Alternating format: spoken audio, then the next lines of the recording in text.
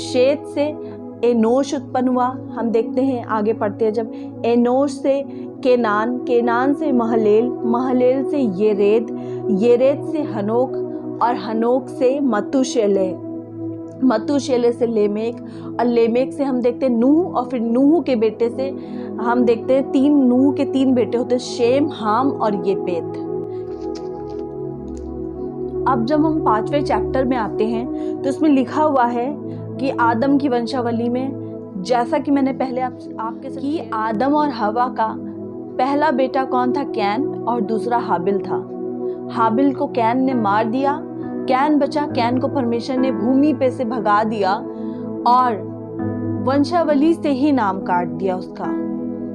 तब हम देखते हैं इस 5वें अध्याय में आदम की वंशावली। इसमें लिखा हुआ है, आदम की वंशावली यह है, जब परमेश्वर ने मनुष्य की सृष्टि की तब अपने ही स्वरूप में उसको बनाया। उसने नर और नारी करके मनुष्यों की सृष्टि की और उन्हें आशीष दी, और उनकी सृष्टि के दिन उनका नाम आदम रखा। आगे लिखा हुआ है, जब आदम 130 वर्ष का हुआ तब उसके द्वारा उसकी समानता में उस ही के स्वरूप के अनुसार एक पुत्र उत्पन्न हुआ। वो एक पुत्र कौन है? हम और आप कहेंगे कैन या फिर हाबिल, पर इसमें परमेश्वर क्या कहते हैं आदम की वंशावली के विषय में? इसमें लिखा हुआ है, उसकी समानता में उस ही के स्वरूप के अनुसार एक पुत्र उत्पन्न हुआ। उसने उसका नाम शेत रखा। ना कैन है ना हाबिल। हाबिल तो मर गया, कैन ने उसको घात किया था, कत्ल किया था, मर्डर किया था। परमेश्वर ने उसे वंशावली से ही हटा दिया, उस भूमि से हटा दिया, भगा दिया गया वो।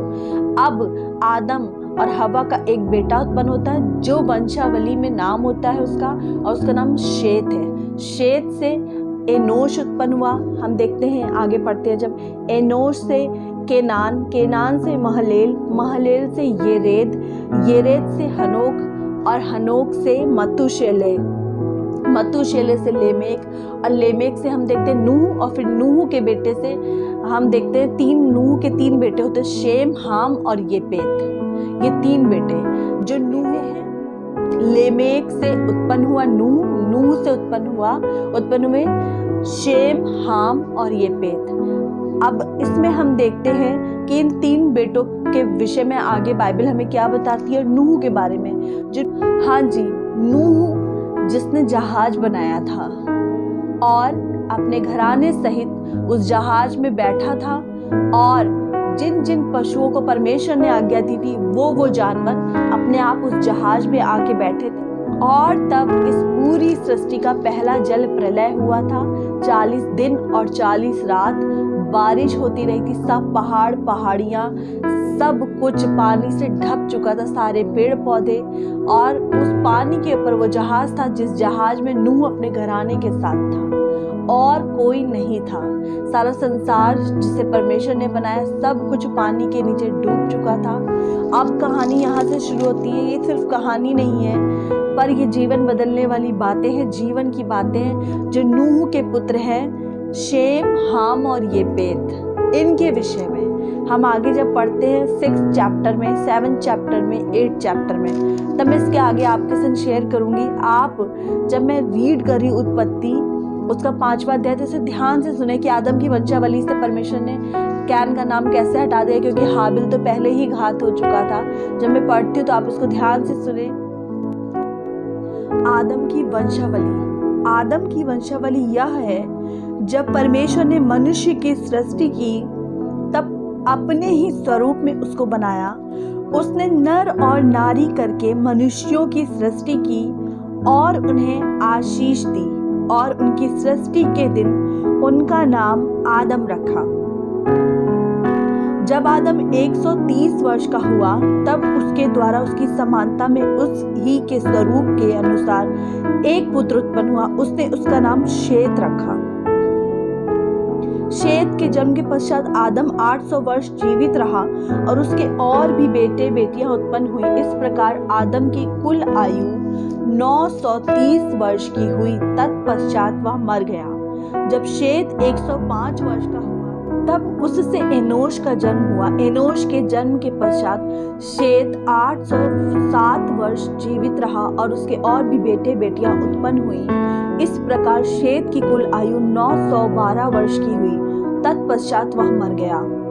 जब एनोश 90 वर्ष का हुआ तब उससे केनान का जन्म हुआ। केनान के जन्म के पश्चात एनोश 815 वर्ष जीवित रहा और उसके और भी बेटे बेटियां उत्पन्न हुई। इस प्रकार एनोश की कुल आयु 905 वर्ष की हुई। तत्पश्चात वह मर गया। जब केनान 70 वर्ष का हुआ तब उससे महलेल का जन्म हुआ। महलेल के जन्म के पश्चात केनान 840 वर्ष जीवित रहा और उसके और भी बेटे बेटियां उत्पन्न हुई। इस प्रकार केनान की कुल आयु 910 वर्ष की हुई। तत्पश्चात वह मर गया। जब महलेल 65 वर्ष का हुआ तब उससे येरेद का जन्म हुआ। येरेद के जन्म के पश्चात महलेल 830 वर्ष जीवित रहा और उसके और भी बेटे बेटियां उत्पन्न हुई। इस प्रकार महलेल की कुल आयु 895 वर्ष की हुई।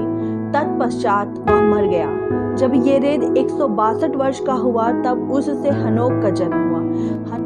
हनोक के जन्म के पश्चात येरेद 800 वर्ष जीवित रहा और उसके और भी बेटे बेटियां उत्पन्न हुई।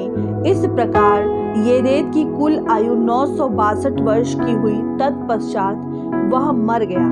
जब हनोक 65 वर्ष का हुआ तब उससे मतूशेलह का जन्म हुआ। मतूशेलह के जन्म के पश्चात हनोक 300 वर्ष तक परमेश्वर के साथ साथ चलता रहा और उसके और भी बेटे बेटियां उत्पन्न हुई। इस प्रकार हनोक की कुल आयु 365 वर्ष की हुई।